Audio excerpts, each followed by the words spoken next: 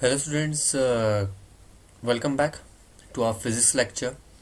जैसे कि हमें पता है, अब हम शुरू करने वाले हैं 10th का सिलेबस। अभी तक हम जो जो आपको इन्फॉर्म किया गया है, जिस तरीके से भी आपको इन्फॉर्म किया गया है, वैसे कैसे हम शुरू करने वाले हैं। तो हमारा जो सबसे पहला चैप्टर रहेगा हमारे 10th सिलेबस में से, वो रहेगा साउंड चैप्टर। हम शुरू करने वाले हैं साउंड चैप्टर से। ठीक है, हमने इसका बहुत बेसिक पार्ट पढ़ा हुआ है। हमने जब देखा था, हम 9th स्टैंडर्ड में जब साउंड चैप्टर पढ़े तो बहुत सारे फैक्टर्स पढ़ा था। व्हाट इज साउंड, किस तरीके का वेव होता है, इसमें कुछ बेसिक टर्मोलॉजी हमने क्लियर की थी।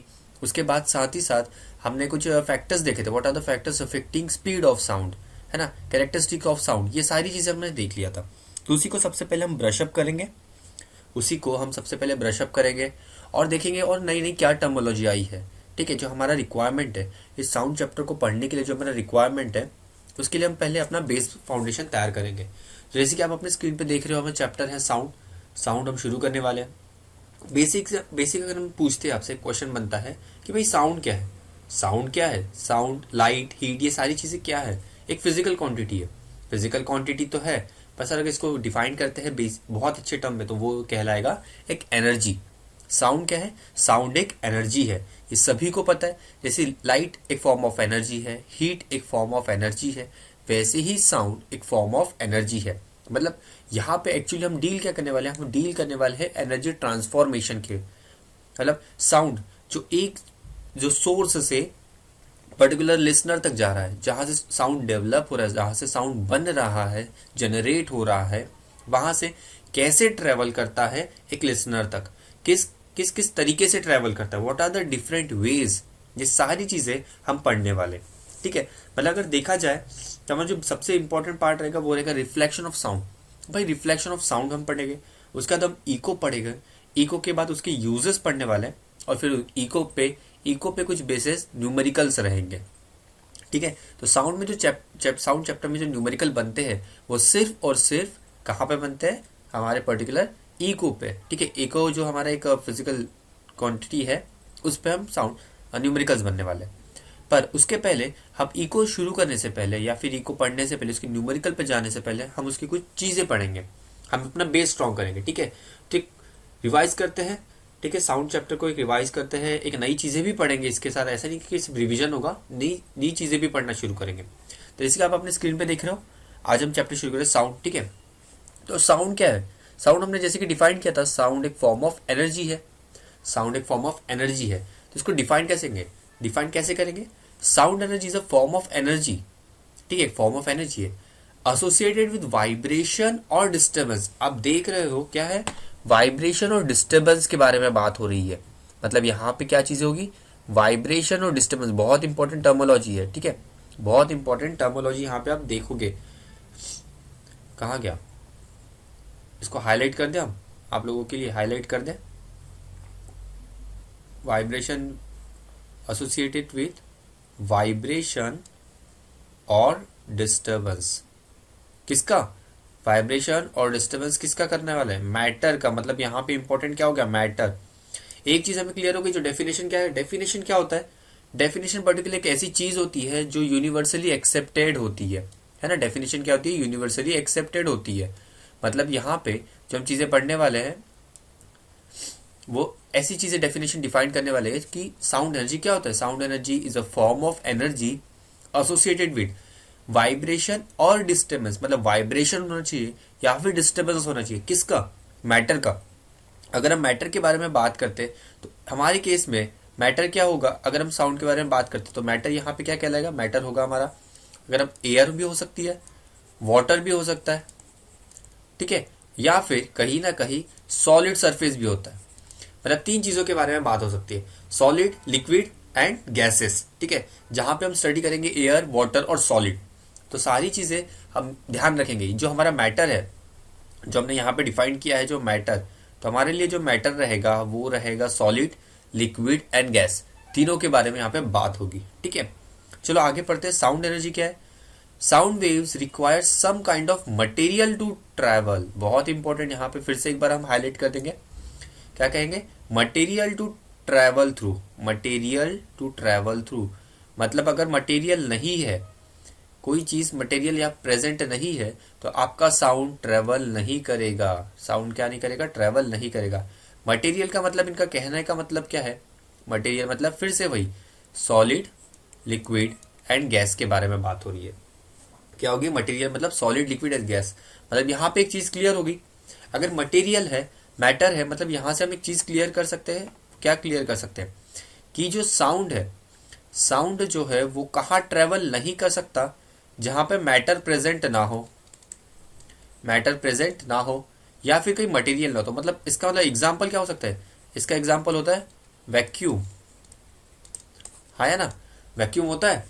मतलब यहाँ पे हमने एक चीज क्लियर कर दी है, इस डेफिनेशन की तरफ हमने बहुत क्लियरली मेंशन कर दिया है कि साउंड एक ऐसी फॉर्म ऑफ एनर्जी है जो वाइब्रेशन या फिर डिस्टरबेंस, वाइब्रेशन या फिर डिस्टरबेंस से ट्रेवल करता है। किसके? मैटर के। मैटर मतलब कौन सा? सॉलिड, लिक्विड एंड गैस, जो आप यहाँ पे देख सकते हो। सॉलिड, लिक्विड एंड गैस के बारे में बात हो रही है। ठीक है। Sound waves require some kind of material to travel through that. It can be solid, liquid, or any kind of material which is in the form of solid, which is in the form of liquid or which is in the form of gases. ठीक है। मतलब material solid, liquid, gas है तो sound कहाँ travel नहीं कर सकता? Sound travel नहीं कर सकता है वैक्यूम में। मतलब अगर हम स्पेस में जाते हैं, ठीक है, हम आउटर स्पेस में जाते हैं जहाँ अर्थ से बाहर, जहाँ पे एनवायरमेंट नहीं है, वहां पे अगर हम बहुत जोर से शोर भी करते हैं तो किसी को आवाज नहीं आएगी। क्यों? क्योंकि यूनिवर्स में क्या है? ना ही गैस है, मतलब एयर क्वालिटी नहीं है, ना ही आपको वाटर मिलेगा, मतलब लिक्विड भी नहीं है, और वहां पे सॉलिड भी अवेलेबल नहीं है ना? मतलब आप जब यूनिवर्स में जाओगे, जब आप स्पेस में जाओगे तो आपका साउंड आपको ऑडिबल नहीं रहेगा। चीजें क्लियर है? समझ में आ गई? तो यहाँ पे कुछ एग्जाम्पल देखते हैं हम, एग्जाम्पल को हाईलाइट करते हैं। क्या है? Examples of sound energy, any type of sound that it can B radio, it can B radio, ailing, screaming and laughing, जो आप क्लासरूम में करते हो, है ना? क्लासरूम में हम बहुत शोर शराबा करते हैं तो आपको सुनाई जाता है। तो कुछ टाइप ऑफ साउंड्स है, ठीक है, ये कुछ साउंड है। होप सबको क्लियर होगा कि क्या है। ठीक है। साउंड एनर्जी साउंड एनर्जी क्या है? साउंड एनर्जी को हम डिफाइन कैसे कर सकते हैं? Sound energy is a form of energy associated with vibration or disturbance of matter. Sound waves require some kind of material to travel through it. ठीक है। Material can be in form of any kind of form, that is solid, liquid and gas. Matter can be solid, water or air and so on. ठीक है। यहाँ तक चीजें clear है? Okay. अब यहाँ पे हम बात करते हैं स्पीड ऑफ साउंड की। इसे हम थोड़ा इरेज कर दे, थोड़ा स्पेस बना ले अपने लिए। ठीक है। किस पार्ट को? इस पार्ट को इरेज कर।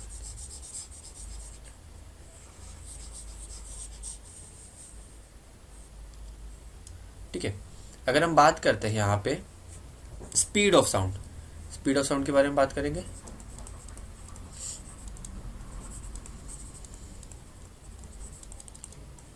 स्पीड ऑफ साउंड के बारे में बात करते हैं। स्पीड ऑफ साउंड किस पे डिपेंड करता है? फर्स्ट ऑफ ऑल हम क्लियर करते हैं स्पीड ऑफ साउंड क्या होता है। किसी की बुक में आपको देखने मिलेगा कहीं 340 मीटर पर सेकेंड, या फिर कहीं आपको देखने मिलेगा 343 मीटर पर सेकेंड। आपको ये दो चीजें देखने मिलेगी। ठीक है। पब्लिशर टू पब्लिशर डिफरेंट होता है। ठीक है। पर यहाँ पे जो हम यूज करने वाले हैं that is we will be using 343, we will be using 343 metre per second, जो हमारे न्यूमेरिकल पर्पस के लिए जो हम यूज करने वाले हैं। ठीक है। 343, या फिर शायद से आपका बुक कहता है, सॉरी, जो आपका बुक है, आपका बुक कहता है कि आप यूज कीजिए 340 यूज करेंगे। ठीक है। तो हम ये वाली वैल्यू यूज नहीं करेंगे, ये वैल्यू हम यूज नहीं करेंगे, हम 340 यूज करने वाले हैं। चीजें क्लियर है? ध्यान रहेगा। तो speed of sound for numerical purpose के लिए हम यूज करने वाले हैं 340 मीटर पर सेकेंड। अब ये स्पीड ऑफ साउंड किस पे डिपेंड करती है? What are the factors on which speed of sound depend? What are the factors? तो फैक्टर्स क्या है? सबसे पहला फैक्टर बनेगा डेंसिटी। डेंसिटी किसका? डेंसिटी ऑफ अ मैटर, या फिर हम कह सकते हैं मटेरियल। डेंसिटी ऑफ मटेरियल, जैसे solid, liquid, gas. Solid, liquid और गैस का जो मटेरियल होता है वो कैसा डिफरेंट होता है ना, तो उनकी डेंसिटी पे डिपेंड करेगा आपका स्पीड ऑफ साउंड। चीजें क्लियर है? ओके ये बेसिक पार्ट है जो हमने 9th स्टैंडर्ड में भी कवर किया है, आपको याद होगा। तो हमने डेंसिटी फैक्टर एक पढ़ा था, what are the factors affecting on the speed of sound, उसका एक वन ऑफ द सबसे बेस्ट था डेंसिटी। ठीक है, तो ये आपका जो वर्क रहेगा, ये आपको जो होमवर्क रहेगा, आपके पास जो प्रीवियस डेटा है, प्रीवियस डेटा से आप ये चीजें निकालोगे। प्रीवियस डेटा मतलब आपका जो 9th का बुक है उसमें से आप चीजें निकालोगे। व्हाट आर द फैक्टर्स, आपका आज का क्वेश्चन है। ठीक है, आपका पहला क्वेश्चन बताया what are the factors on which speed of sound depends, speed of sound depends. तो ये आपको फैक्टर आपको बताना है, आपको नोट डाउन करना है। चीजें क्लियर है? यहां तक होप तो सभी को क्लियर होगा। अब यहाँ पे हमारा एक क्वेश्चन जनरेट होता है, सर आप समझ, ये तो हमें समझ में आ गया साउंड एनर्जी है, सर एनर्जी की भी कुछ एक रेंज होगी, एक लिमिट होगा, है ना। एक एनर्जी है तो एनर्जी का भी कुछ रेंज होता है, सर्टेन अमाउंट ऑफ रेंज का एक एनर्जी होता है। Sir so what is the range of sound that we can hear, यहाँ पे क्वेश्चन मार्क जनरेट होता है। What is the sir range of the sound that we can hear, भाई हम कहाँ से कहाँ तक सुन सकते हैं, है ना। ऐसा तो नहीं हम सभी तरीके का साउंड सुन सकते हैं क्या, नहीं, कहीं ना कहीं हम लैग करते हैं, कहीं ना कहीं हम लैग करते हैं। तो देखते हैं what is the Audible frequency. तो हमारा जो नेक्स्ट टॉपिक बनता है इसका, ये आता है audible frequency.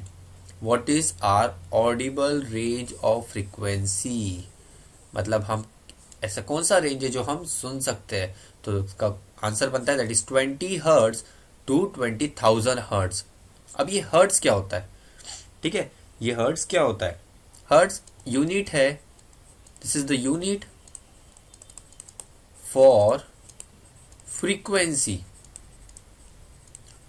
Unit for frequency. ठीक है, हम जानेंगे कि यूनिट फ्रीक्वेंसी क्या होता है। ये जो टर्म है आपके लिए फ्रीक्वेंसी जो आया है, हमने प्रीवियस क्लासेस में भी पढ़ा है फ्रीक्वेंसी क्या होता है, पर फिर भी हम आगे और एक बार रिवाइज करेंगे। सो ऑडिबल रेंज ऑफ फ्रीक्वेंसी क्या होती है, 20 हर्ट्ज टू 20,000 हर्ट्ज। किसके लिए, फॉर ह्यूमंस, फॉर ह्यूमंस।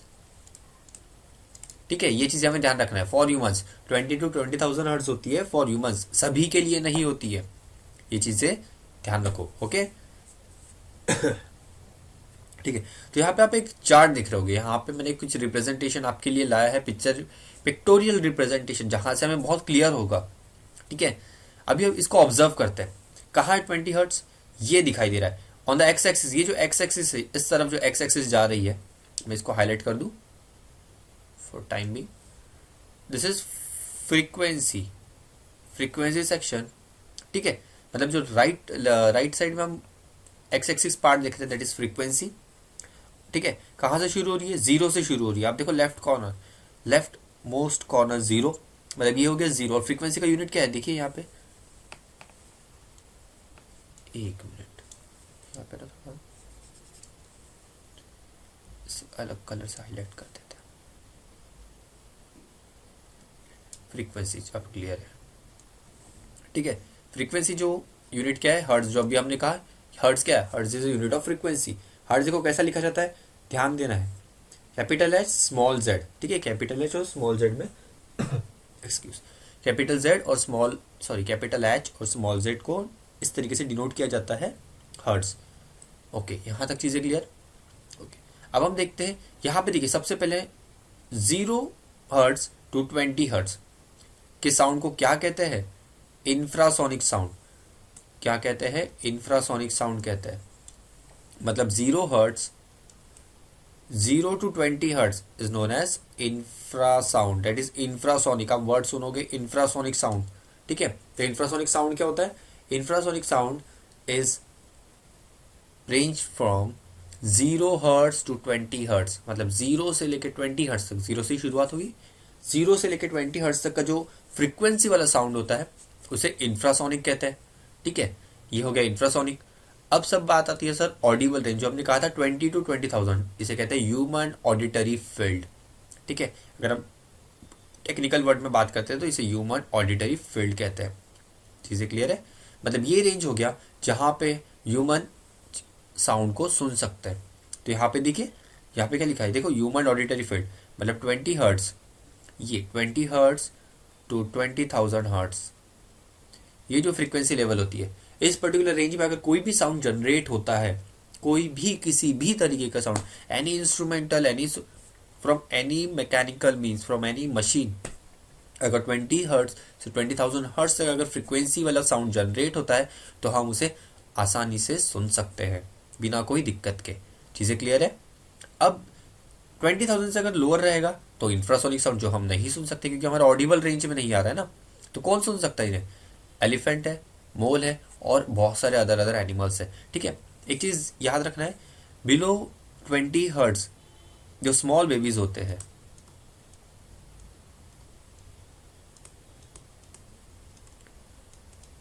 जो स्मॉल बेबीज होते हैं ये कुछ सुन सकते हैं सर्टन अमाउंट ऑफ फ्रीक्वेंसी। क्यों सुन सकते हैं? बिकॉज उनके जो ईयर ड्रम्स होते हैं ना वो वेल डेवलप नहीं होते, they are very sensitive. Reason क्या है? स्मॉल बेबी बिलो 20,000 हर्ट्ज की फ्रीक्वेंसी क्यों सुन सकते हैं? उनमें एक रीजन होता है। रीजन ये है कि उनका जो ऑडिटरी कनाल है, मतलब जो हमारा ईयर है, ठीक है, ईयर के अंदर ऑडिटरी कनाल होता है जो जहाँ पे ईयर ड्रम अवेलेबल होता है, उनका ईयर ड्रम उतना वेल मैच्योर्ड नहीं होता है।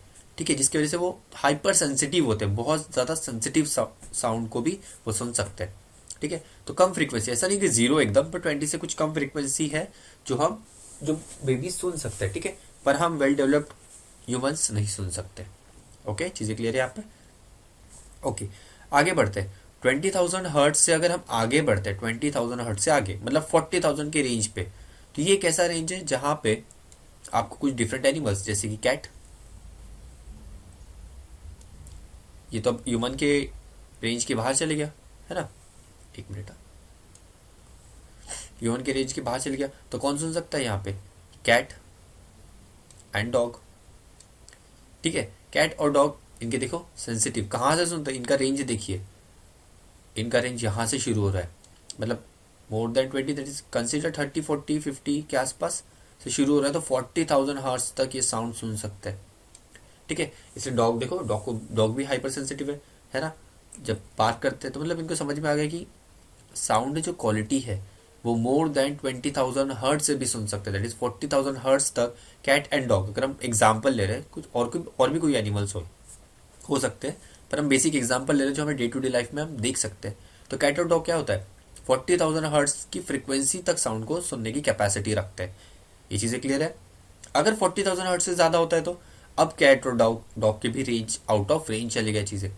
ठीक है, अब इसे जो होता है मोर देन 20,000 को कहते हैं अल्ट्रासोनिक साउंड। आपने वर्ड सुना होगा अल्ट्रासोनिक साउंड। ठीक है, तो अल्ट्रासोनिक साउंड क्या होता है? जब 20,000 हर्ट्ज से भी ज़्यादा कोई फ्रीक्वेंसी वाला साउंड जनरेट होता है तो उसी को कहते हैं अल्ट्रासोनिक साउंड। ठीक है, तो अल्ट्रासोनिक साउंड कौन सुन सकता है? बहुत बेसिक एग्जांपल, बैट, डॉल्फिन्स, ये दोनों चीज़ें। पिक्चर से आप सबको समझ में आ रहा होगा। बैट थोड़ा उल्टा हो गया, हाँ उल्टा ही होते हैं बैट। ठीक है, चलो बढ़िया, यहाँ तक चीज़ें क्लियर है। मतलब हमें 3 डिफरेंट टाइप्स ऑफ साउंड देखने मिला है। 3 different sound 1 minute, 3 different sound क्या है? पहला है इंफ्रासोनिक, दूसरा है ऑडिबल रेंज जिसे हम ऑडिबल रेंज कहते हैं, ऑडिटरी फील्ड कैनाल, और तीसरा है अल्ट्रासोनिक साउंड। चीज़ें क्लियर है? तो 3 डिफरेंट टाइप्स ऑफ साउंड होते हैं, infrasonic sound, auditory canal that is Audible range जिसे हम ऑडिबल रेंज कहते हैं, और तीसरा होता है ultrasonic sound.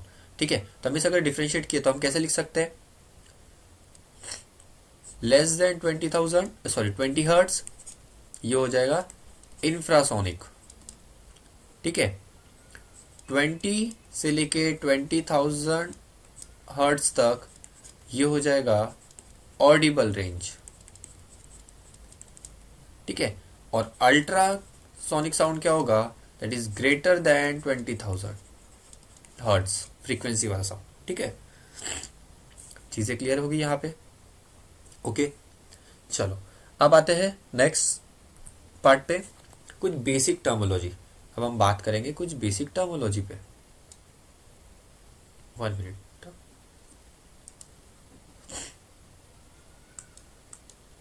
Okay. Basic terminology में आप देखोगे ये सब सारी चीज़ें हमने गो थ्रू कर लिया है। ठीक है, क्या है? डिस्प्लेसमेंट। अब यहाँ पे एक्सिस देख सकते हो, 2 डिफरेंट एक्सिस। ठीक है, वाई एक्सिस और एक्स एक्सिस। ठीक है, वाई एक्सिस पे हमने क्या मेंशन किया है? वाई एक्सिस पे हमने मेंशन किया है डिस्प्लेसमेंट। वाई एक्सिस पे हमने मेंशन किया है डिस्प्लेसमेंट। चीज़ें क्लियर है? और एक्स एक्सिस पे हमने मेंशन किया है टाइम और डिस्टेंस। यहाँ पे आप देख रहे हो ए और बी लिखा हुआ है, मतलब जब हम टाइम के बारे में बात करेंगे तो यहाँ पे पीरियड के बारे में बात होगी, क्योंकि ए लिखा है, मतलब ए सेक्शन को कंपेयर करना है। जब हम डिस्टेंस के बारे में बात करेंगे तो यहाँ पे वेवलेंथ के बारे में बात होगी। चीजें क्लियर है? ओके,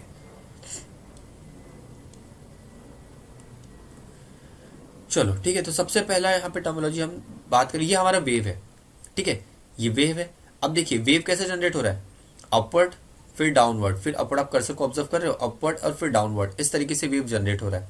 तो जब हम इसे कहते हैं, ये जो पार्ट होता है, जो अपर मोस्ट पार्ट होता है, इसे हम कहते हैं क्रिस्ट, ठीक है। ये जी नहीं है, ये सी है, ये क्या है, क्रिस्ट, ठीक है। और जो बॉटम मोस्ट पार्ट होता है इसे कहते हैं ट्रफ। होप सो सभी को क्लियर होगा, इसे कहते हैं क्रिस्ट और इसे कहते हैं ट्रफ। ओके, तो अब सबसे पहले बेसिक फर्स्ट टर्मिनोलॉजी पे हम आते हैं, एम्पलीट्यूड। एम्पलीट्यूड का डेफिनेशन बच्चों आपको सबको पता है, क्या होता है, द मैक्सिमम डिस्प्लेसमेंट। क्या है इसका, सॉरी हम यहाँ पे एक एक करके लिख लेते हैं ना।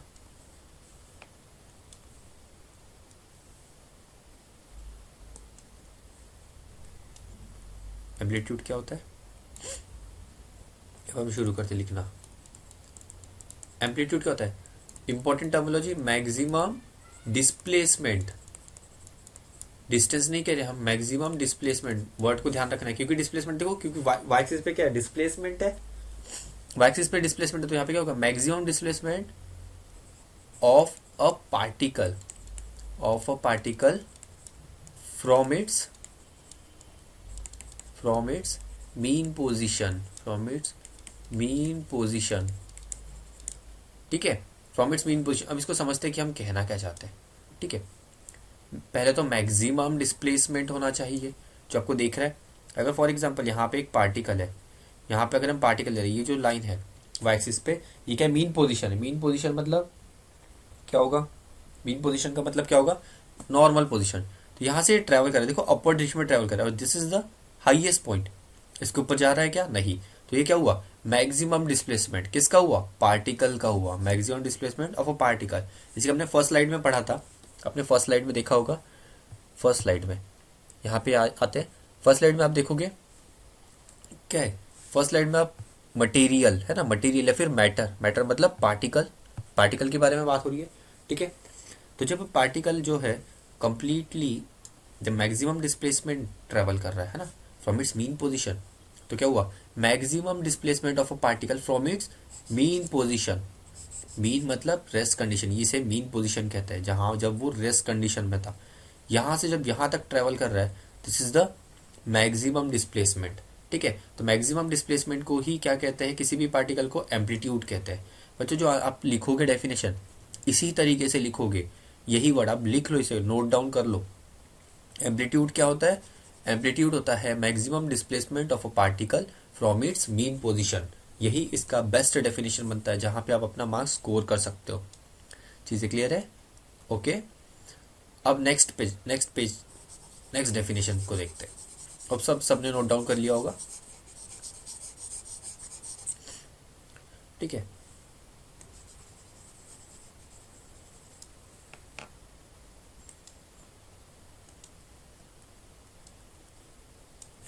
चलो नेक्स्ट आते हैं फ्रीक्वेंसी और टाइम पीरियड। पहले तो टाइम पीरियड पे आते हैं, ठीक है।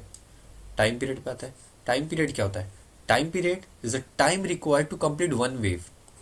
जो टाइम पीरियड होता है, it is a time required to complete one wave. फिर से बेसिक याद आ रहा होगा, ठीक है। वन वेव क्या होता है, वन वेव का मतलब क्या होता है, जिसमें एक क्रेस्ट और एक ट्रफ होना चाहिए। क्या होना चाहिए, एक क्रेस्ट और एक ट्रफ होना चाहिए, यही होता है वन वेव। हमने पढ़ा था, याद आ रहा होगा सभी को। वन वेव में क्या होता है, वन क्रेस्ट और वन ट्रफ होना चाहिए। मतलब अगर मैं कहूँ कि सर बताइए इसमें वन क्रेस्ट और वन ट्रफ का है, ये पार्ट था हमारा क्रेस्ट का, ये पार्ट था ट्रफ का। मतलब अगर मैं इस सेक्शन से लेता हूँ, 1 मिनट, इस सेक्शन से अगर मैं कैलकुलेट करता हूँ, यहाँ से हमारा वेव शुरू हो रहा है, ठीक है। ये एक क्रेस्ट पे चले गया, यहाँ पे एक ट्रफ आ गया और यहाँ पे कहीं खत्म हो गया। मतलब क्या हुआ, ये जो सर मैं मार्क कर रहा हूँ, ये जो पार्ट है, ये जो टाइम लगेगा, किसे टाइम लगेगा, इस पार्टिकल को यहाँ से यहाँ तक ट्रैवल करने में जो वक्त लगेगा, है ना, इस पार्टिकल को, जो पार्टिकल ए है, बी पोजीशन, ए से बी पोजीशन में ट्रैवल करने के लिए पहले ट्रैवल कैसे कर रहा है, ट्रैवल साइनोसोडल कर रहा है, मतलब पहले अप फिर डाउन, कुछ इस तरीके से ट्रैवल कर रहा है। ये कोई स्ट्रेट ट्रैवल नहीं कर रहा है, पर जो भी इसे वक्त लगेगा ट्रैवल करने के लिए, टाइम लगेगा, तो जो भी इसे टाइम लगेगा to complete one wave, this will be known as time period of that wave. चीजें क्लियर है, वो क्या कहलाएगा, time period of that wave. ठीक है। अब सर एक क्वेश्चन बनता है कि सर जरूरी है इस ए टू बी ही आना चाहिए? नहीं। अगर मैं कहता हूँ यहाँ पे पोजीशन बात करते सी से, हमारा सी पॉइंट, अब क्या कह रहे हैं, हमने क्या कहा था, एक क्रेस्ट और एक ट्रफ होना चाहिए, पर यहाँ पे देखिए सर, यहाँ पे तो हाफ क्रेस्ट ही कवर हो रहा है, हाफ यहाँ पे छूट गया, और यहाँ पे वन ट्रफ, और मैंने कहा इस पोजीशन तक बताइए पॉइंट डी, क्या ये टाइम पीरियड है? क्या ये टाइम पीरियड को हम इसे डिनोट कर सकते हैं? हाँ जरूर कर सकते हैं, क्योंकि हाफ क्रेस्ट इस तरफ है। अगर हम बात करेंगे यहाँ पे, चलो मार्क कर लेते हैं, तो देखिए हाफ क्रेस्ट, हाफ क्रेस्ट, ठीक है, ये दोनों क्या बनाएगा, एक क्रेस्ट बना देगा, और यहाँ पे एक ट्रफ है, मतलब ये भी क्या है, हाँ ये भी टाइम पीरियड है।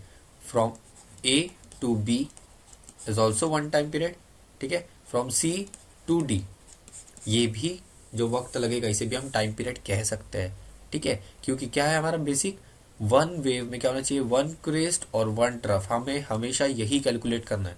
हम ये नहीं देख रहे कि पार्टिकल का जो पोजीशन, इनिशियल पोजीशन कहाँ पे, it might be on A, it might be on C, ठीक है, बस हमें कैलकुलेट करना है कि अगर वन क्रेस्ट और वन ट्रफ आ रहा है तो हाँ, वो जो टाइम रिक्वायर्ड रहेगा उसे हम कह सकते हैं कि पर्टिकुलरली वो वन टाइम पीरियड ट्रैवल कर रहा है। चीज़ें क्लियर है? ओके, नेक्स्ट टर्मोलॉजी पे चलते हैं, ये मिटा देते सब।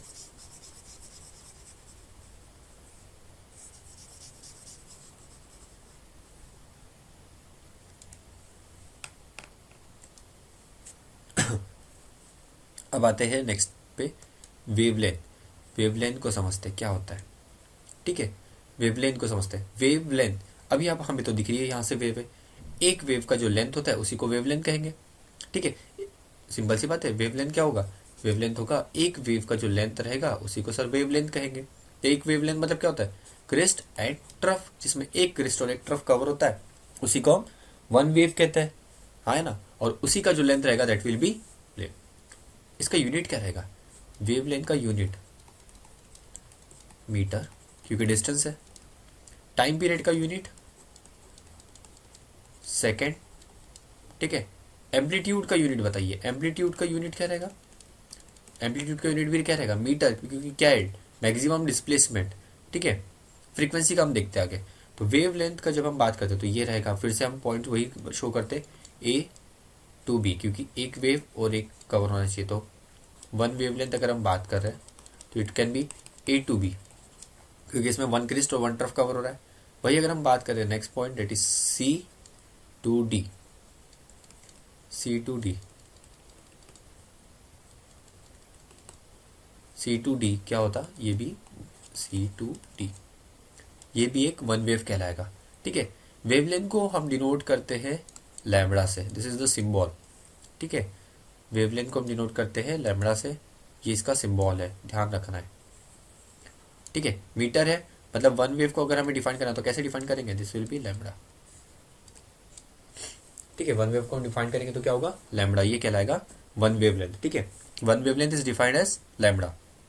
ओके, चीजें क्लियर है यहां तक? तेज इसलिए जा रहे हैं क्योंकि हमने प्रीवियस क्लासेस में भी पढ़ा है, ठीक है, बस हमें रिकलेक्ट करना है, हम एक बेस तैयार कर रहे हैं कि जो हम आगे पढ़ने वाले हैं। और कैसा होता है, ये बेसिक पार्ट है, ये सीधा इसे सीधे क्वेश्चन बनते हैं, ठीक है, सीधा बेसिक क्वेश्चन बनता है, तो हमें ध्यान रखना चाहिए। अब जो हमारी लास्ट टर्मोलॉजी बची है वो है फ्रीक्वेंसी, जो लास्ट टर्मोलॉजी बची है वो है फ्रीक्वेंसी। फ्रीक्वेंसी क्या है, frequency is inverse of time period. Frequency को हम डिनोट करेंगे एफ, इनवर्स मतलब वन अपॉन टी। तो फ्रीक्वेंसी का यूनिट क्या हुआ, फ्रीक्वेंसी का यूनिट हमने तो पढ़ा था स्टार्टिंग में कि हर्ट्ज होता है, पर फ्रीक्वेंसी का अगर हम यूनिट देखते हैं तो कुछ 20, फ्रीक्वेंसी का यूनिट देखते हैं तो टाइम का क्या है, सेकंड्स, तो वन अपॉन सेकंड, तो ये बन गया फ्रीक्वेंसी का यूनिट। फ्रीक्वेंसी का यूनिट क्या बन गया, 1/सेकेंड्स। इसको हम कहते हैं हर्ट्स, डिनोट करते हैं by capital S small Z. ठीक है, तो ये हो गया फ्रीक्वेंसी का यूनिट। चीज़ें क्लियर है। फ्रीक्वेंसी क्या है, इनवर्स ऑफ टाइम। फ्रीक्वेंसी को हम अगर कहते हैं तो फ्रीक्वेंसी मतलब क्या होता है, number of waves, number of waves, number of waves per unit time. मतलब एक वक्त में, अगर हम पर यूनिट टाइम के बारे में बात करेंगे तो हम कंसीडर करेंगे by default 1 second, by default consider करेंगे 1 सेकेंड। तो फ्रीक्वेंसी क्या होता है, number of waves per unit time, that is in 1 second.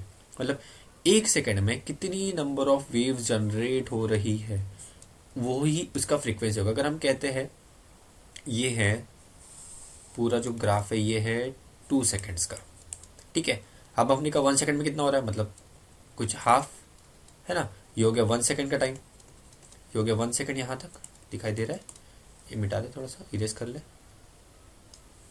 थोड़ा सा इरेज कर ले।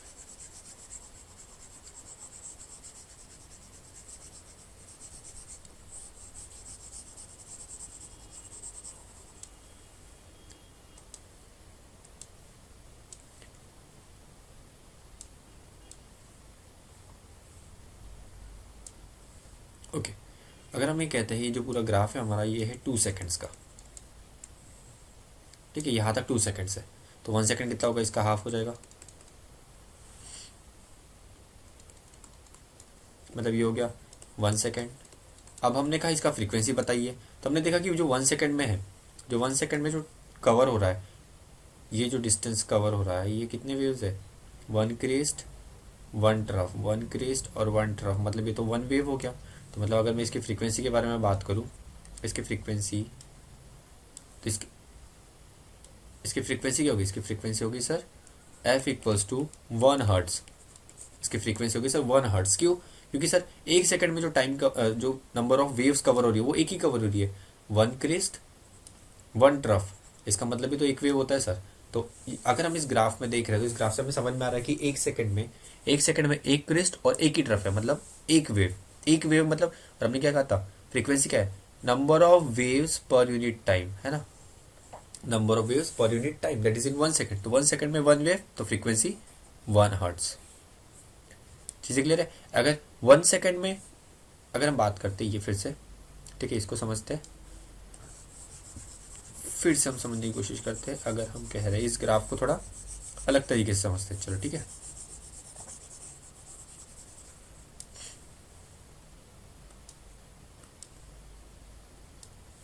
अगर हम कह रहे हैं कि जो पूरा ग्राफ है ये 1 सेकंड का है, पूरा जो ग्राफ है ये 1 सेकंड का है। अब बताइए सर इसका फ्रीक्वेंसी कितना है। अब इसका फ्रीक्वेंसी देखेंगे, अभी तक तो आप लोगों ने आंसर भी दे दिया होगा अपने मन में। फ्रीक्वेंसी क्या है, 2 हर्ट्ज, है ना, सही है नहीं, फ्रीक्वेंसी 2 हर्ट्ज। क्यों, क्योंकि सर ये देखिए सर 2 हर्ट्ज इसलिए है क्योंकि यहाँ से पार्टिकल शुरू करेगा पॉइंट ए से, एक वेव होगा पॉइंट बी पे खत्म, एक क्रिस्ट और एक तरफ, ये 1 वेव हो गया। फिर यहाँ से शुरू करेगा, फिर इस पॉइंट पे खत्म होगा, लेट अस ने पॉइंट सी, मतलब ए से बी जाएगा, बी से सी जाएगा, तभी तो 1 सेकंड खत्म होगा। पर यहाँ पे नंबर ऑफ वेव्स कितनी है, 2 वेव जनरेट हो रही है, 2 बार क्रिस्ट है और 2 बार ट्रफ है, मतलब नंबर ऑफ वेव्स 2, तो फ्रीक्वेंसी 2। ये चीजें क्लियर है ना। ओके, चलो अब आगे बढ़ते हैं। अब हम देखेंगे type of waves, type of waves के बारे में बात करते हैं। 2 टाइप ऑफ वेव होती है जब हम पढ़ते हैं, तो दो टाइप ऑफ वेव, पहला मैकेनिकल वेव और दूसरा होता है इलेक्ट्रोमैग्नेट वेव। क्या होता है, इलेक्ट्रोमैग्नेट वेव। इनमें तो पहले डिफरेंस समझते क्या होता है मैकेनिकल वेव और इलेक्ट्रोमैग्नेट वेव में। मैकेनिकल वेव जो होती है, मैकेनिकल वेव में एक्चुअली एनर्जी ट्रांसफर होती है, एनर्जी ट्रांसफर होती है। वैसे तो इलेक्ट्रोमैग्नेटिक वेव्स में भी होती है, पर जो एनर्जी ट्रांसफर मैकेनिकल वेव में होती है, ये कैसा होता है, ये होता है kinetic energy to potential energy और from potential energy to kinetic energy, मतलब वाइस वर्सा। तो यहाँ पे जो मैकेनिकल वेव के बारे में बात कर रहे हो, यहाँ पे जो मैकेनिकल वेव के बारे में बात कर रहे हो, तो यहाँ पे जो ट्रांसफर ऑफ एनर्जी आपको देखने मिलेगी, ये आपको मिलेगी kinetic to potential, potential to kinetic. मतलब जब भी हम मैकेनिकल वेव्स के बारे में बात करेंगे, नया टर्मोलॉजी आपको सुनना है, जब भी हम मैकेनिकल वेव्स के बारे में बात करेंगे तो बाय डिफॉल्ट हमें समझ जाना चाहिए कि यहाँ पे कहीं ना कहीं एनर्जी ट्रांसफर हो रहा है, पर किस फॉर्म में हो रहा है, काइनेटिक या फिर पोटेंशियल।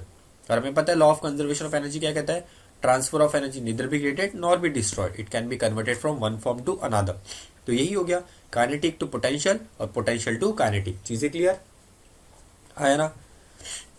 इलेक्ट्रोमैग्नेटिक और एक चीज सबसे इंपॉर्टेंट, रिक्वायर्स अ मीडियम। देखिए रिक्वायर्स अ मीडियम, कितना इंपॉर्टेंट बात कह दी है सर आपने, क्या कह दिया हमने, रिक्वायर्स अ मीडियम, कितनी इंपॉर्टेंट। अगर मीडियम रिक्वायर्ड है, और हमने सबसे पहले बेसिक पार्ट में क्या पढ़ा था कि मीडियम क्या था, मतलब साउंड एनर्जी को, साउंड जब ट्रैवल करता है उसे मीडियम लगता है, हाँ ना। मतलब जो मैकेनिकल वेव है, जो मैकेनिकल वेव है वो, मतलब जो साउंड है वो किस तरीके का वेव है, वो है मैकेनिकल वेव। तो साउंड वेव्स क्या है, sound waves are mechanical wave because sound requires a medium to travel, whereas the mechanical waves also require mediums to travel. So sound waves, mechanical waves he sound waves है, sound waves ही mechanical waves है। चीजें clear है। Mechanical waves के दो different part, longitudinal waves and transverse wave. ठीक है, longitudinal waves and transverse wave हमने देखा था। कंप्रेशन, रेयरफैक्शन, क्रिस्ट और ट्रफ, दो डिफरेंट टाइप, 9th क्लास में सभी को याद आ रहा होगा, सभी को याद आ रहा होगा। ठीक है, तो जो लॉन्जिट्यूडनल वेव्स होती है वो कैसी, कौन सी वेव्स होती है, साउंड वेव्स। जो ट्रांसवर्स वेव होती है वो वाटर वेव्स।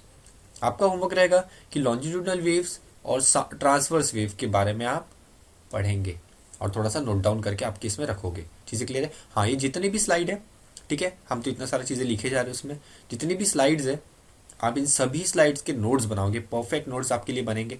ठीक है, जिस तरीके से हम बना रहे हैं, जिस तरीके से हम लिख रहे हैं, उसी सीक्वेंस में सिस्टमैटिक फॉर्म में आप सब कुछ लिखोगे। अब हम बात करते हैं इलेक्ट्रोमैग्नेटिक वेव्स की। इलेक्ट्रोमैग्नेटिक वेव्स क्या होता है, do not require a medium. भाई इन्हें मीडियम की कोई जरूरत नहीं है, मतलब ये कहीं से भी कभी भी ट्रेवल कर सकते हैं, इन्हें मीडियम की कोई जरूरत नहीं है। ठीक है, मीडियम के भी साउंड ट्रेवल कर सकते हैं। तो ऐसी कौन सी वेव्स है, that is light wave. Light कहाँ से आता है, सन से आता है। सन से अर्थ तक लाइट ट्रेवल करता है, बेसिक लाइट के हम बारे में बात करें, नेचुरल सोर्स। ठीक है, लाइट कहाँ से ट्रेवल करता है, सन टू अर्थ, उसके बीच में क्या है, वैक्यूम है।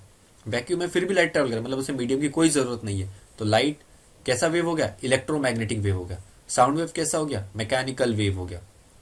Microwaves, infrared, x ray, ultraviolet and radio waves. ठीक है, ये सभी तरीके के जो वेव्स है ये इलेक्ट्रोमैग्नेटिक वेव्स कहलाते हैं। ठीक है, हमें एग्जांपल्स के लिए याद रखना है, सबके नाम लर्न करना है। Electromagnetic waves are light wave, microwaves, infrared, x ray, ultraviolet rays and radio waves. Ultraviolet rays को हम यूवी रेज भी कहते हैं, सभी को पता होगा।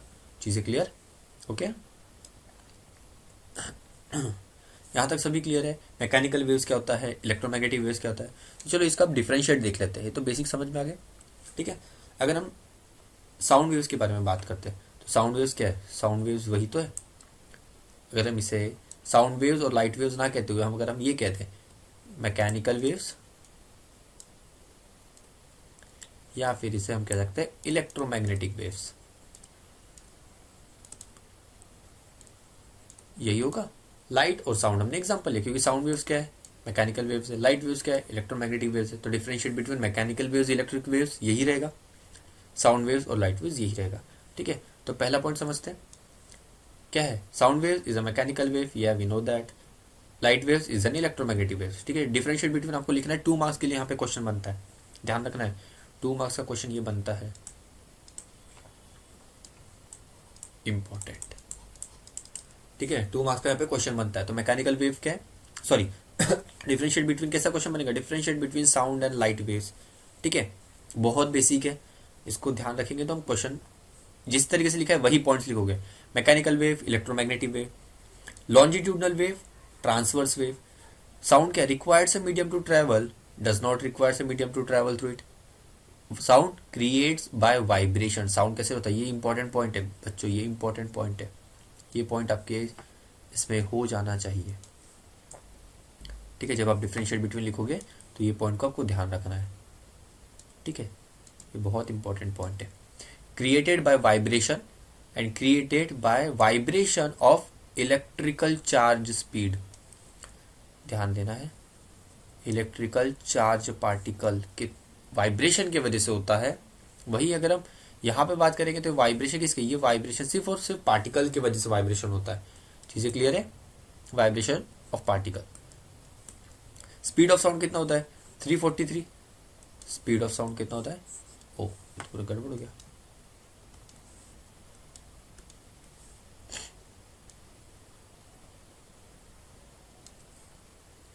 स्पीड ऑफ साउंड होता है 343 और यहाँ पे स्पीड ऑफ लाइट होता है 3 इंटू कितने, 336 और 8, मतलब ये हो गया। हम स्पीड ऑफ लाइट लिखते हैं 3 into 10⁸ metre per second. Metre per second is the unit, speed का यूनिट है ना, मीटर पर सेकेंड। और ये होगा 343, जैसे कि हमने कहा था 343 और 340 होता है, तो हमारे बुक में क्या है 340 है, तो हम इसे 340 यूज करेंगे। ठीक है, हम यूज करने वाले हैं 340 मीटर पर सेकेंड। हमारा ये यूज रहेगा, ये यूज नहीं रहेगा।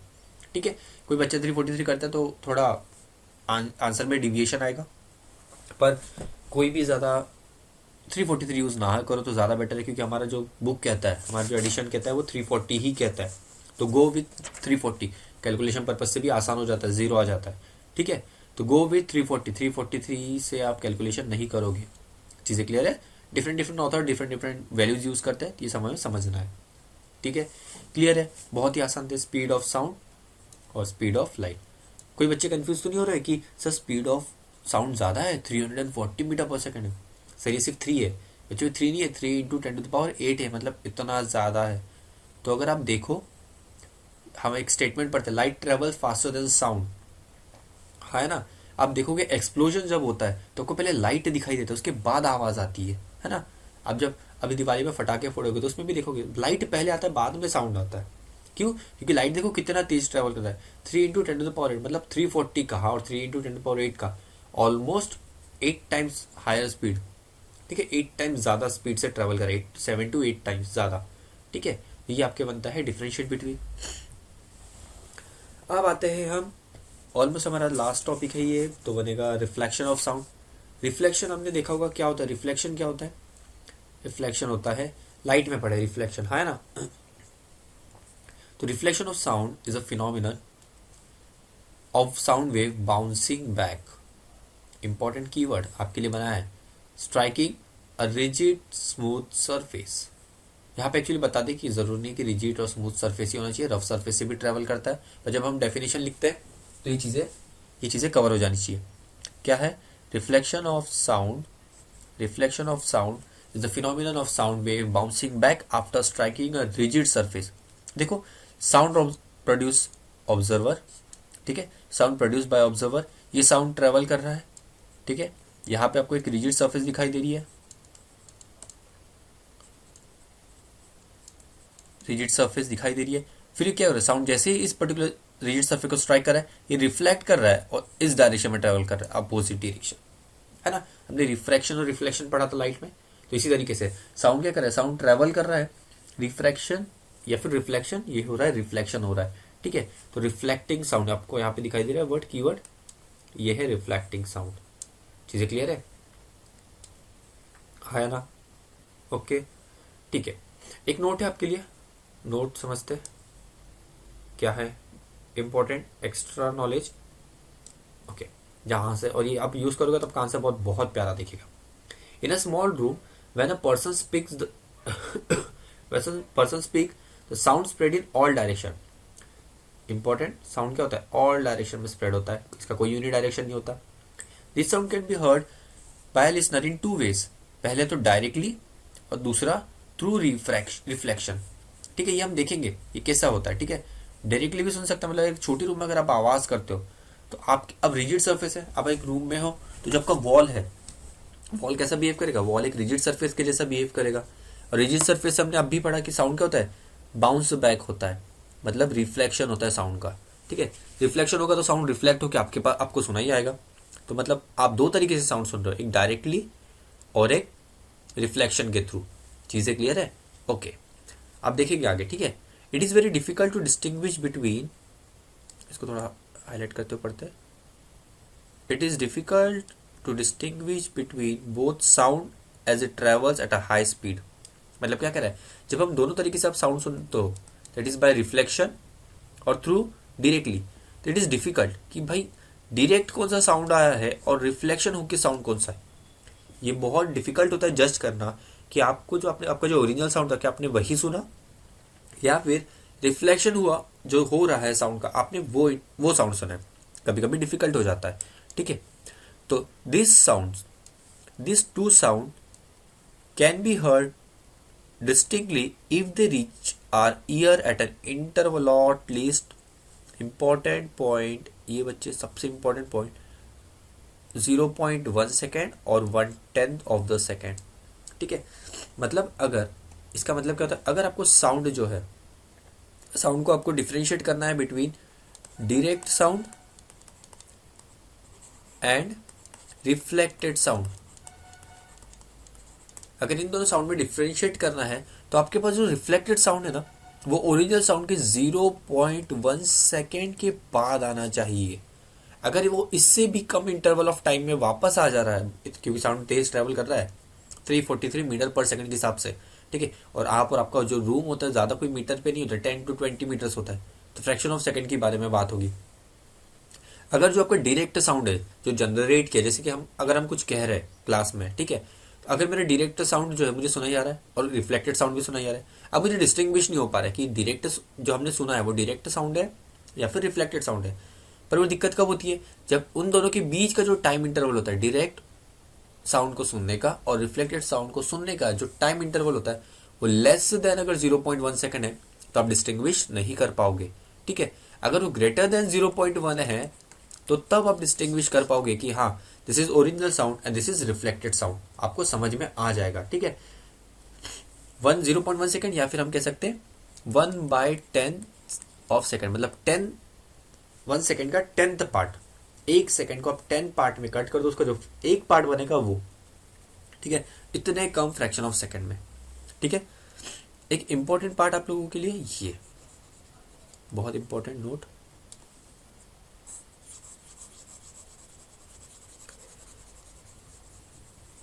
इंपॉर्टेंट परसिस्टेंस ऑफ हियरिंग, ठीक है। आप ये हाई क्लास में देखोगे परसिस्टेंस ऑफ हियरिंग क्या होता है, ठीक है, बहुत इंपॉर्टेंट नोट है। परसिस्टेंस ऑफ हियरिंग क्या है, the characteristic property of human ear, किसकी, ह्यूमन ईयर की, due to which it can not distinguish between two sounds if they reach the ear within an interval of 0.1 second is known as persistence of hearing. Persistence of hearing क्या है, question अगर पूछते हैं what is persistence of hearing, it is a characteristic property of human year, मतलब ये default characteristic property है, यहाँ पे ऐसे कोई स्पेशल क्वालिटी नहीं है या फिर हम इसे डिफेक्ट नहीं कह सकते, this is not any kind of defect और not this is a special super power और टाइप ऑफ, ठीक है। ये क्या है, एक कैरेक्टरिस्टिक प्रॉपर्टी। कैरेक्टरिस्टिक प्रॉपर्टी का मतलब क्या होता है, जब हम कैरेक्टरिस्टिक प्रॉपर्टी कहते हैं किसी भी चीज की, मतलब this is the generalized nature of that particular matter. अब इस केस में हमारा क्या है, ह्यूमन ईयर की जो ह्यूमन ईयर की टेंडेंसी होती है वो लेस देन अगर 0.1 सेकंड के इंटरवल में, with in an interval that is less than 0.1 second के इंटरवल में अगर कोई भी साउंड सुनता है तो वो कोई भी ऐसा इंसान नहीं है जो इस चीजों को डिस्टिंग्विश कर सके, because this is an characteristic property. Characteristic property का मतलब यही होता है, से क्लियर है, ओके। चलो आगे बढ़ते हैं। रिफ्लेक्शन ऑफ साउंड हमने पढ़ा था। रिफ्लेक्शन ऑफ साउंड क्या होता है, हमने देखा था बाउंसिंग बैक ऑफ साउंड। सबसे इंपॉर्टेंट रिफ्लेक्शन ऑफ साउंड जो होता है, reflection of sound same laws follow करता है जो रिफ्लेक्शन ऑफ लाइट फॉलो करता है। तो इन लॉ क्या था, लॉ हमने पढ़ा है, angle of incidence equals to angle of refraction, ठीक है। दूसरा law, the incident wave, the reflected wave and the normal lie in the same plane. यही तो दो लॉ हम पढ़े थे लाइट में, याद आ रहा है सभी को, याद आ गया। हमने क्या पढ़ा था लाइट में, जो लाइट में है सेम फॉलो करता है साउंड में, जो लॉज है वो सेम फॉलो करते हैं साउंड में, ठीक है। तो reflection of sound follows the same law for the reflection of light as the reflection of light. चीजें क्लियर है। आप यहां पे देख पा रहे हो, क्या देखो, angle of incidence, angle of reflection, ये यहां से ही साउंड जनरेट हो रहा है स्टॉप वॉच से, कार्डबोर्ड के थ्रू ट्रेवल कर रहा है। इस पर्टिकुलर फेज वुडन ब्लॉक, मतलब क्या हुआ, हार्ड सरफेस, हार्ड सरफेस पे स्ट्राइक करेगा तो साउंड क्या करेगा, रिफ्लेक्ट करेगा। रिफ्लेक्ट यहाँ पे ऑब्जर्वर है जो साउंड को सुन रहा है, तो यहाँ से साउंड सुनेगा। यहाँ पे अगर हम ये जो सॉफ्ट वुड है, सॉफ्ट वुड क्या कर रहा है, एज अ पार्टीशन बिहेव कर रहा है। पार्टीशन, या फिर हम इसे नॉर्मल लैंग्वेज में, दिस इज नॉर्मल जब हम लाइट के बारे में बात करते हैं। दिस इज इंसिडेंट रे,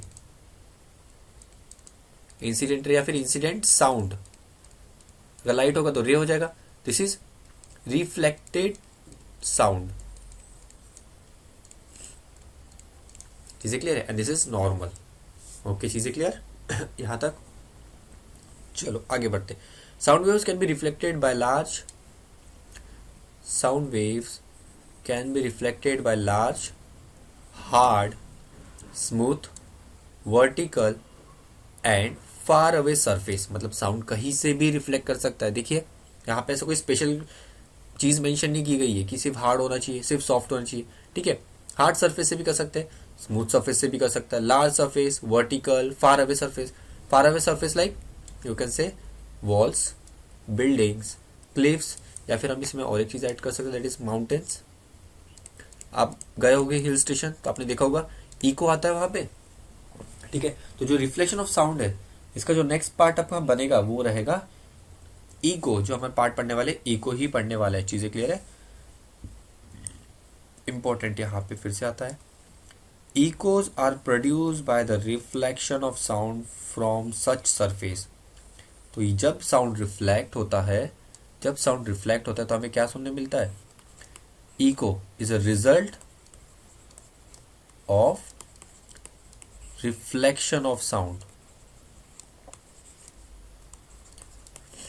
मतलब जब रिफ्लेक्शन ऑफ साउंड होगा तब यहाँ पे पिक्चर में एक नया हीरो आ रहा है, कौन, दैट इज इको। तो reflection of sound is responsible for the physical phenomena name as echo. Echo की वजह से, सॉरी, रिफ्लेक्शन ऑफ साउंड की वजह से इको जनरेट होता है। चीजें क्लियर है? होप से यहाँ पे सभी को क्लियर होगा। अब डायग्राम देख सकते हो यहाँ पे, ठीक है, क्लियरली विजिबल है, पिक्टोरियल। चलो यहाँ पे फिर से हम रिफ्लेक्शन के बारे में बात करें। ठीक है, रिफ्लेक्शन के बारे में बात करेंगे यहाँ पे भी।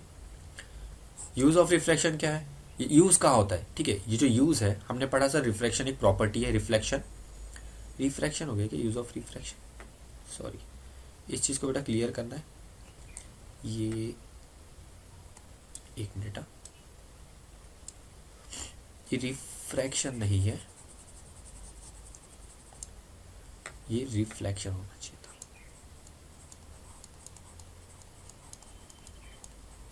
ठीक है, use of reflection of sound. अब चलो, अब क्लियर है। ठीक है, यूज कहाँ होगा? सबसे पहले मेगाफोन्स बनाने के लिए, that is speaking tube, sound board and year trumpet.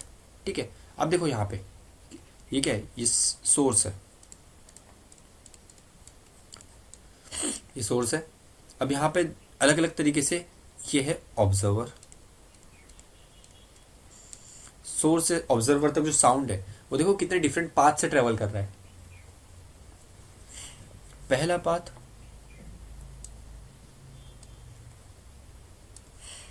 Direct, ये क्या है, पहला, ये विजिबल नहीं कर, दिस इज फर्स्ट पाथ जो डायरेक्ट गया है। सेकंड पाथ, सेकंड पाथ देखिए, यहां से साउंड ट्रेवल किया है इस तरफ, हार्ड सरफेस है, absorbent remove left side wall refraction. Okay, यहाँ पे एक वॉल है, यहां से रिफ्लेक्ट किया साउंड, फिर गया, फिर ये सेकंड पार्ट।